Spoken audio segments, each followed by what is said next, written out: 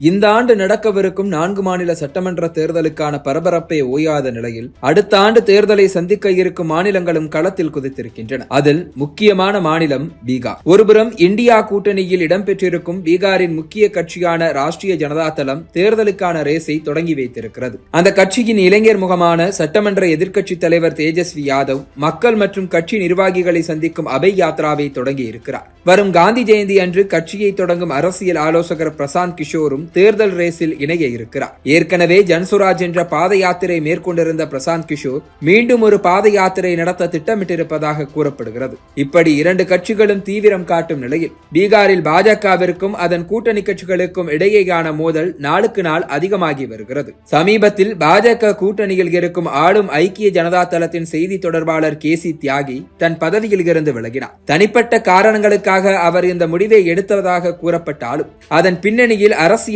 அதிருப்தியும் இருப்பதாக தெரிய வந்திருக்கிறது. கடந்த ஆகஸ்ட் மாதம் யுபிஎஸ்சி என்று அழைக்கப்படும் ஒன்றிய அரசு பணியாளர் தேர்வாணையம் மத்திய அரசில் 10 இணை செயலாளர்கள் மற்றும் 35 இயக்குநர்களை பணியமர்த்த லேட்ரல் என்ட்ரி என்று சொல்லப்படும் நேரடி நியமனத்துக்கான விளம்பரத்தை வெளியிட்டிருந்தது. ஆனால் இதில் இடஒதுக்கீடு இல்லாததால் எதிர்க்கட்சிகள் கடுமையாக விமர்சனத்தை முன்வைத்தன. அதே நேரம் பாஜகவின் கூட்டணி கட்சிகளில் இருந்தும் எதிர்ப்பு குரல்கள் வெளுத்தன.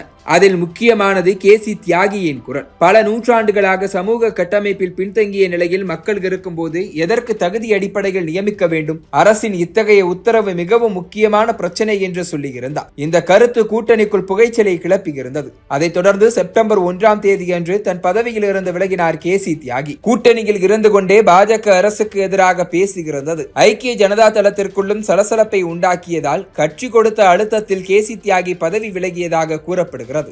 இதைத் தொடர்ந்து செப்டம்பர் 4ஆம் தேதி அன்று சட்டமன்ற எதிர்க்கட்சி தலைவர் தேஜஸ்வி யாதவ் முதல்வர் நிதிஷ்குமாரை சந்தித்து பேசியிருந்தார்.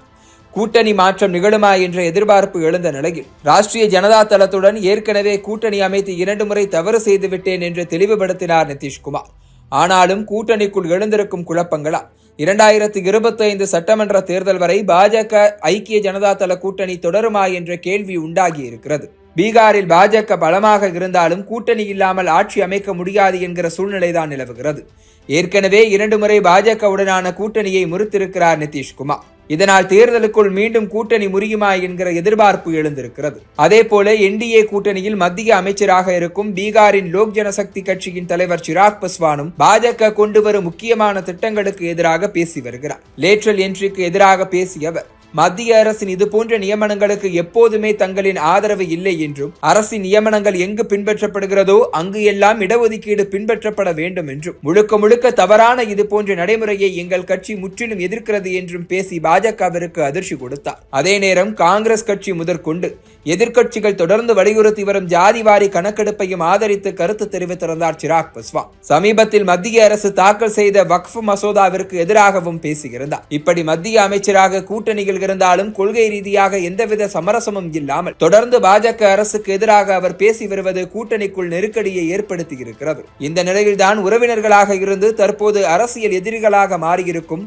சிராக் பஸ்வானின் சித்தப்பாவும் முக்கிய அரசியல்வாதியுமான பசுபதி பரசுக்கு முக்கியத்துவம் கொடுக்க தொடங்கி இருக்கிறது பாஜக. இப்படி பீகாரில் 2 கூட்டணி கட்சிகளுடனும் முரண் ஏற்பட்டிருப்பதால் சட்டமன்ற தேர்தல் வரை பாஜக கூட்டணி நீடிக்குமா அல்லது அதிரடி அரசியல் மாற்றங்கள் ஏற்படுமா என்பதை இப்போதைய எதிர்பார்ப்பாக இருக்கிறது.